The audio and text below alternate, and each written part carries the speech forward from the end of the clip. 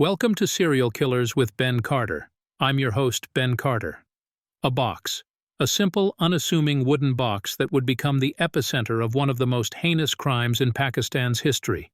Its contents, a small, tarnished silver ring and a pair of children's shoes, would shatter the tranquility of Lahore and send shockwaves through the nation. They belonged to a child who was no longer among the living, a victim of Javed Iqbal. Javed Iqbal Mughal was a man who moved through the streets of Lahore with ease, his affable demeanor and charitable actions painting a picture of a benevolent citizen. He owned a steel recasting business, but it was his philanthropy towards the city's street children that earned him a reputation. He would provide them food, clothing, even shelter. To the untrained eye, he was a savior. But this facade of altruism would soon crumble, revealing a macabre reality that was almost impossible to comprehend. In the mid-1990s, Lahore was plagued by a string of disappearances. Street children, mainly boys, were vanishing without a trace. The police, overwhelmed and under-resourced, had their hands full with a city teeming with crime. The missing children were chalked up as runaways, victims of the harsh reality of life on the streets.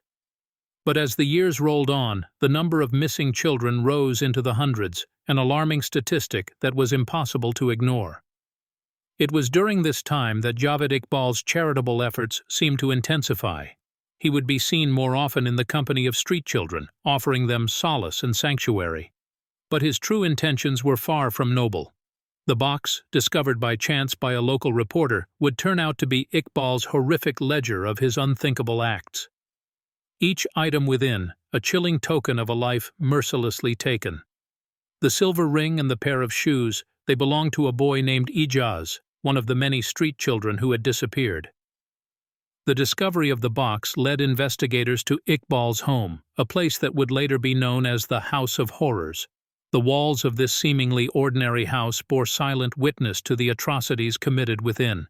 But it wasn't just the physical evidence that was found, it was Iqbal's own words, a detailed confession letter left behind that sent a collective shudder through the nation. The letter, an eerie testament to Iqbal's derangement, detailed his crimes with a chilling nonchalance. He spoke of his victims, their final moments, and his reasons for targeting them. His words were devoid of remorse, a chilling reminder of the monster that lurked beneath the surface. The story of Javed Iqbal is one of unimaginable horror, a tale that delves into the darkest corners of the human psyche. It's a grim reminder that evil often wears a friendly face, and that within the heart of every city there can lie a chilling secret. Lahore, Pakistan's second-largest city, with its bustling streets, vibrant culture, and historic architecture, was a place of contrasts in the 1990s. Economic disparity was glaring, with the wealthy living in luxurious mansions, while the underprivileged were forced to fend for themselves in the city's sprawling slums. It was in these starkly different worlds that Javed Iqbal operated. Known for its lively bazaars, bustling food streets, and the iconic Minar-e-Pakistan, Lahore was a city that never slept.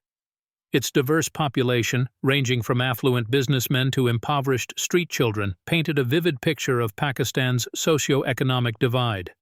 It was during these years of rapid urbanization and increasing disparity that the city's street children became easy targets. These children, often orphaned or abandoned, were the forgotten souls of Lahore. They lived in the shadows, eking out a living through begging, selling trinkets, or shining shoes. Their lives were marked by hardship, their days filled with the struggle for survival. These were the children that Javed Iqbal preyed upon. Iqbal, a seemingly affable man in his 40s, was an established businessman. He ran a successful steel recasting business, which allowed him to move with ease among the city's elite. But beneath this respectable facade, a dark secret lurked. His home, located in the bustling Shadbagh neighborhood, was a nondescript building that blended into the urban landscape. To the casual observer, Iqbal's house was just another face in the crowd, a typical urban dwelling in the heart of Lahore. But behind its unremarkable exterior, it was a house of unspeakable horrors. The neighborhood of Shadbagh was a microcosm of Lahore's socio-economic divide. On one hand, it was home to affluent families residing in well-maintained homes, while on the other, it housed the city's most vulnerable, living in dilapidated shanties. It was this stark disparity that allowed Iqbal to exploit the desperation and vulnerability of street children. The social climate of the time was a potent mix of economic hardship, rampant corruption, and bureaucratic inefficiency. The police force was ill-equipped and inadequately trained to deal with the city's escalating crime rates. This allowed monsters like Iqbal to operate with impunity, preying on the city's most vulnerable, seemingly unnoticed and unchecked. The victims of Javed Iqbal's malevolent clutches were mainly street children, the forgotten souls of Lahore. These children, mostly boys aged between 6 to 16, were chosen precisely because of their invisibility in society. Their absence would raise no alarm, their voices, once silenced, would echo no outcry. These were children who lived on the margins of society, their existence barely acknowledged, their disappearances scarcely noted. The first recorded disappearance occurred in the latter half of 1998. A boy named Ali, known for his impish grin and quick wit, suddenly vanished from the streets of Shadbagh. Ali, like many others, was a shoe shiner, his daily earnings barely enough for a meal. His disappearance, however, barely stirred a ripple in the bustling neighborhood. The second victim, Bilal, disappeared a few weeks later. A street urchin known for his lively spirit and infectious laughter, Bilal was a familiar sight in the neighborhood, selling trinkets to passers-by. His absence, like Ali's, was hardly noticed. The lack of outcry over these disappearances is a stark reflection of the societal apathy that enabled Iqbal's reign of terror. The boys were the invisible children of Lahore, their lives and disappearances unnoticed amidst the city's hustle and bustle. As the weeks turned into months, more children began to vanish. Each disappearance was as silent as the last, their absence barely causing a ripple in the sea of indifference that had swallowed them whole. By the end of 1999, it is estimated that over 100 children had disappeared. It was during this time that Iqbal began to display a certain arrogance, a chilling confidence born of his unchecked atrocities. He often bragged to his acquaintances about his vile deeds, but his words were dismissed as the ramblings of a disturbed man. Little did they know his confessions were starkly true. The slow pace of initial investigations, coupled with the lack of public outcry, allowed Iqbal to continue his predatory activities unabated. The city's under-resourced police force, overwhelmed by Lahore's escalating crime rates, was slow to connect the dots between the string of disappearances. This delay gave Iqbal the time and space to carry out his horrific crimes with seeming impunity. The story of Javed Iqbal is as much a tale of a predator's monstrous deeds as it is an indictment of a society's indifference and a system's failure to protect its most vulnerable. As the year 2000 dawned, an alarming pattern began to emerge. The media, who'd hitherto remained largely oblivious to the plight of Lahore's missing children, started reporting on the escalating rate of disappearances. The sheer scale of the victims, all boys between the ages of 6 and 16, was impossible to ignore. This coverage finally prompted a more rigorous response from law enforcement. Faced with mounting public pressure, Lahore's police force launched a large-scale operation to locate the missing children. They began combing through the city's labyrinthine streets and alleyways, questioning local residents and pursuing any leads they could find. Simultaneously, they started analyzing the profiles of the disappeared, trying to identify any commonalities that could aid their investigation. In the course of their inquiries, investigators found that many of the missing boys had last been seen around the vicinity of a video game arcade, a popular hangout for children in the neighborhood. This innocuous establishment, run by a seemingly unremarkable man named Javed Iqbal, was about to become the epicenter of one of the most chilling criminal investigations in Pakistan's history. As police dug deeper, they discovered that Iqbal was a known figure among the street children. He was often seen offering food, money, and shelter to the homeless boys, presenting himself as a kind of benefactor. This veneer of kindness, however, was merely a facade to lure in his unsuspecting victims. When questioned, Iqbal maintained his innocence, dismissing the allegations as baseless. He even volunteered his house for a search, confident that the police would find nothing. Iqbal's audacity, his complete lack of fear, made the investigators suspicious. The police decided to take him up on his offer. What they discovered in that unassuming house in Lahore's Shadbagh district would shock the nation and propel the Javed Iqbal case into the annals of criminal infamy. The house, which Iqbal referred to as his killing fields, would reveal the horrifying extent of his crimes and mark the beginning of the end for the man who had terrorized Lahore's street children for over a year. With Javed Iqbal emerging as a prime suspect, a deeper look into his past and behavioral patterns was undertaken. Born in 1956 into a well-off family, Iqbal had been a troublesome child, often clashing with his father. His adolescence was marked by his expulsion from several schools, hinting at a disruptive nature. However, it was his adult life that provided the clearest clues to his alarming disposition. Iqbal had prior convictions, including charges for fraud and sexual abuse against young boys, but it seems the family's influence and wealth shielded him from severe punishment. This history of sexual offenses pointed to a disturbing pattern, aligning with the profile of the children who were now missing. The pieces were coming together, painting a picture of a man who held a perverse interest in young boys. Yet Iqbal was more than just a sexual predator. His method of luring vulnerable children, his ability to remain unnoticed, and his audacity in offering his house for investigation all hinted at a deeply manipulative and cunning individual. He was a master of deception, hiding in plain sight and using his wealth and apparent kindness as a smokescreen for his sinister intentions. This discovery prompted a re-evaluation of his interactions with the street children. His offers of food and shelter now seemed less like acts of generosity and more like calculated moves to gain the trust of his victims.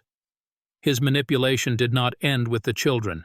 He had successfully deceived the entire community, even managing to keep the police at bay for an extended period. Drawing from these insights, a psychological profile of Iqbal was beginning to emerge. He was a classic example of a psychopath, displaying traits such as a lack of remorse, manipulative behavior, superficial charm, and an inability to form genuine emotional connections. In the criminal world, Iqbal was an organized offender, a term used to describe criminals who plan their offenses meticulously. This level of organization was evident, from his choice of victims to his method of luring them and disposing of their bodies. His victims were all boys from lower-income families, which made them less likely to be missed immediately, giving him ample time to carry out his horrific acts. The chilling reality was that Iqbal was not just a man who had slipped through the cracks of society, but a meticulously calculating and cold-blooded killer. His ability to blend into his community, exploit the vulnerabilities of his victims, and evade the law for so long was a testament to his cunning and manipulation. This realization would play a crucial role as investigators started piecing together the horrifying puzzle of the Javed Iqbal case. As the investigation into Javed Iqbal's crimes deepened, police made several breakthroughs that cemented their understanding of the man they were dealing with. The first of these came when they discovered a vat of hydrochloric acid in Iqbal's house. It was a chilling discovery that revealed the level of premeditation and planning involved in his crimes. It was here, investigators believed, that Iqbal dissolved the bodies of his victims after he killed them, erasing physical evidence and making it virtually impossible for any of them to be identified. To confirm their theory, police turned to forensics. Samples from the vat were sent to a lab where a series of tests were conducted. The results were as horrifying as they were conclusive. DNA analysis revealed a mix of genetic material from multiple individuals, confirming that the vat had indeed been used to dispose of human bodies. Further strengthening their case, the police found a diary hidden in Iqbal's house. The diary contained explicit details of his crimes, including descriptions of his victims, the dates on which he had killed them, and the methods he used to dispose of their bodies. The diary was effectively a chilling confession and a key piece of evidence, providing investigators with critical insights into Iqbal's mindset and modus operandi. Witness testimony, particularly from the children who had managed to escape Iqbal's clutches, also played a pivotal role in the investigation. Their stories painted a consistent picture of Iqbal's predatory behavior, adding credibility to the claims made in his diary and the forensic evidence. Perhaps the most significant breakthrough, however, was the discovery of a series of photographs hidden in a locked cupboard in Iqbal's house. The photos, each labeled with a number, showed the faces of young boys, all appearing to be of the same age group that Iqbal targeted. Some were marked with a black cross, which investigators believed indicated those who had become his victims. The evidence was mounting, and a clear picture was emerging. Javed Iqbal was not just a predator, he was a serial killer who had operated undetected for years. His meticulous planning, combined with his chilling disregard for human life, had allowed him to carry out his horrific crimes with impunity. But now, as the net began to close, the true extent of his depravity was being laid bare. In December 1999, after weeks of investigation, Javed Iqbal was finally captured. His arrest created a storm of public outrage and media frenzy. The streets surrounding the courthouse were clogged with throngs of angry protesters demanding justice. The atmosphere was fraught with tension, a palpable sense of horror and disgust at the heinous crimes Iqbal had committed. Inside the courtroom, the air was thick with anticipation as Iqbal was brought before the judge. Dressed in plain clothes and showing no hint of remorse, he stood stoically as the charges were read out. His demeanor was chillingly calm, a stark contrast to the image of a monstrous serial killer that had been painted by the evidence against him. The trial was a spectacle that gripped the nation. As the proceedings unfolded, details of Iqbal's gruesome crimes were laid bare for the public to see. The diary entries, the photographs, the testimony of the survivors, and the conclusive forensic evidence all pointed to one inescapable fact. Iqbal was guilty. Prosecutors presented their case methodically, relying heavily on the diary as a roadmap to Iqbal's twisted mind and his horrific acts. Each entry was read aloud in the courtroom, their graphic details echoing ominously off the walls. The diary laid out his predatory selection of victims, the chillingly calculated execution of his crimes, and the methodical disposal of the bodies. It was as if the diary was Iqbal's own voice, confessing to his monstrous deeds. Survivors, their identities carefully concealed for their protection, were brought in to testify, their voices trembling but resolute. Their stories corroborated the diary entries and painted a disturbing picture of their ordeal. Throughout the trial, Iqbal remained impassive, staring blankly as the evidence against him was presented. His lack of emotion, even in the face of such damning evidence, only served to underscore the monstrousness of his crimes. The public reaction was one of shock and revulsion. As the trial progressed, the outrage only grew, with calls for the harshest possible punishment. The nation watched, collectively holding its breath as the fate of Javed Iqbal was deliberated. It was one of the most shocking criminal cases in the country's history, a grisly tale of a man who had preyed on the most vulnerable members of society. And as the proceedings came to a close, there was little doubt about the outcome. The evidence was overwhelming, the public demand for justice was deafening, and the stage was set for the final act in the horrifying saga of Javed Iqbal. To comprehend the psyche of Javed Iqbal, one must delve into the murky waters of his past, his motivations, and the potential psychological factors that drove him to commit such heinous acts. Born into a relatively affluent family in Lahore, Iqbal was the youngest of 5 siblings. By all accounts, his childhood was unremarkable, devoid of the kind of trauma that often characterizes the early years of many serial killers. However, there were early indications of antisocial behavior. Schoolmates and neighbors recall a young Iqbal who was frequently in trouble, often for bullying and harassing others, particularly those weaker than him. As he grew older, this predatory behavior seemed to intensify. Iqbal was known to frequent the impoverished areas of Lahore, luring young boys with the promise of work or education. His choice of victims, impoverished, often homeless boys, suggests a desire for power and control, a common trait among serial killers. Psychologists speculate that Iqbal may have suffered from antisocial personality disorder, characterized by a pervasive disregard for the rights of others, lack of empathy, and a propensity for deceit and manipulation. This would align with his modus operandi: the calculated selection of victims, the meticulous planning of his crimes, and the chilling indifference with which he disposed of his victims. Iqbal's diary entries, full of chilling details of his crimes, were devoid of remorse, further pointing towards a severe lack of empathy. In fact, he seemed to derive a perverse pleasure from his actions, often boasting about his deeds. This suggests a possible element of sadism, a psychological condition where pleasure is derived from inflicting pain, suffering, or humiliation on others. However, the most disturbing aspect of Iqbal's psyche was perhaps his complete denial of guilt. Despite the overwhelming evidence against him, Iqbal maintained his innocence, even claiming that his confession was coerced.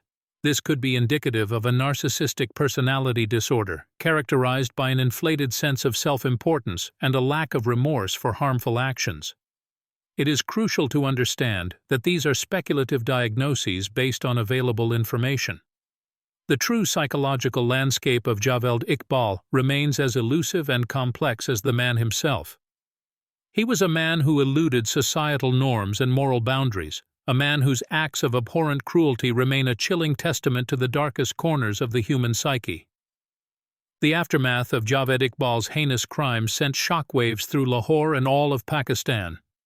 The horror of his actions and the devastation they wrought left an indelible mark on the psyche of the nation and forced it to confront the harsh realities of child vulnerability, societal neglect, and the evil that can lurk within our midst.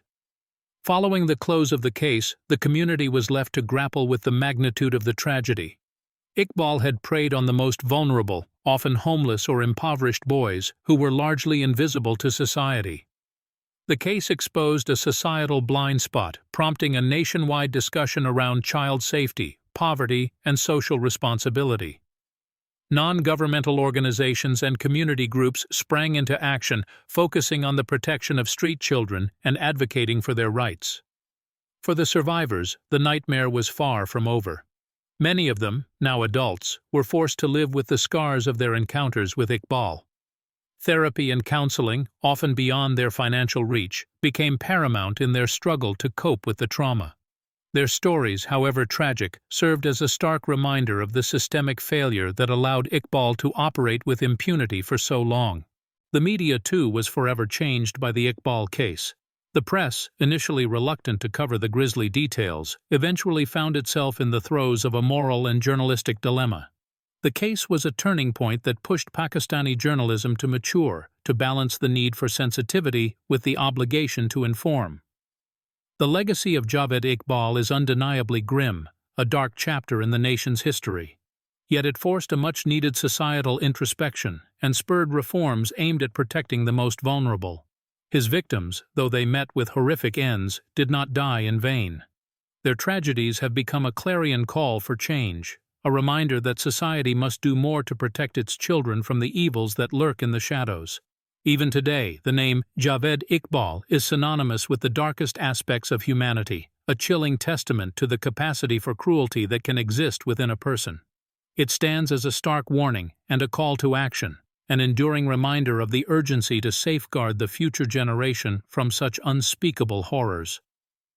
The case of Javed Iqbal, while resolved in the sense of a verdict being reached and justice being served, leaves behind a trail of unanswered questions and haunting implications. Iqbal's motives, the depths of his depravity, and the true extent of his crimes remain concealed in the murky depths of his convoluted psyche. A particular enigma lies in Iqbal's letter, the chilling confessional that led to his capture. The letter, riddled with contradictions, presents a bewildering blend of remorse and defiance. Iqbal claimed to have killed 100 boys as an act of revenge against a society he believed had wronged him. Yet he also expressed a perverse pride in his actions, a disturbing detail that raises more questions than it answers. Alternative theories have surfaced over the years, challenging the official narrative. Some have suggested that Iqbal may have exaggerated the number of his victims to gain notoriety, a thought as unsettling as it is plausible. Others have pointed to the possibility of accomplices, given the sheer scale of his crimes. While these theories have not been confirmed, they underscore the complexities surrounding the case. Then there's the question of his death. Iqbal's demise in jail, under suspicious circumstances, has fueled speculation and conspiracy theories. Was it suicide, as officially stated? Or could it have been murder, a covert operation to silence a man who knew too much? The truth, it seems, is as elusive as the man himself. Beyond the case details, the echoes of Iqbal's atrocities reverberate in the broader societal context. The case highlighted the plight of Pakistan's street children, a marginalized section of society whose vulnerabilities were exploited by Iqbal. It's a grim reminder of systemic failures and societal neglect, a legacy that continues to haunt the nation. The Iqbal case, in all its brutal reality, serves as an urgent prompt for collective action. It underscores the need for stronger child protection measures, effective social welfare systems, and a vigilant society that refuses to turn a blind eye to the most vulnerable. The specter of Javed Iqbal, even years after his death, remains a potent reminder of the lurking shadows that society must continually strive to illuminate and eradicate. In the end, the story of Javed Iqbal is not just about a serial killer and his victims. It's a reflection of a society in turmoil and its struggle to protect its most defenseless members. It's a tale of resilience, of a nation grappling with its darkest demons and vowing to do better for its children.